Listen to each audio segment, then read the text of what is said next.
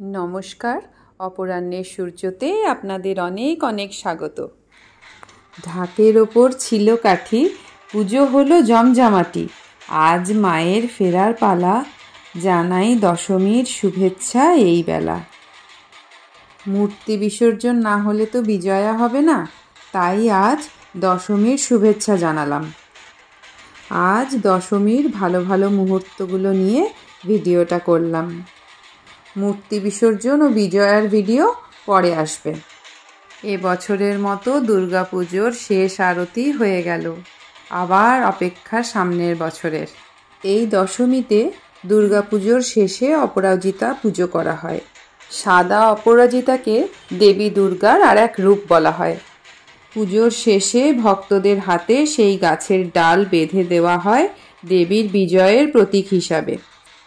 এই বিশ্বাস করা হয় যে মায়ের মূর্তি বিসর্জনের পরও মা থেকে যান বিজয়ের প্রতীক হিসাবে সকলের মধ্যে।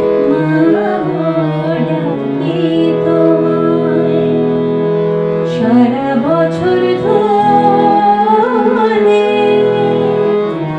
এসে চলে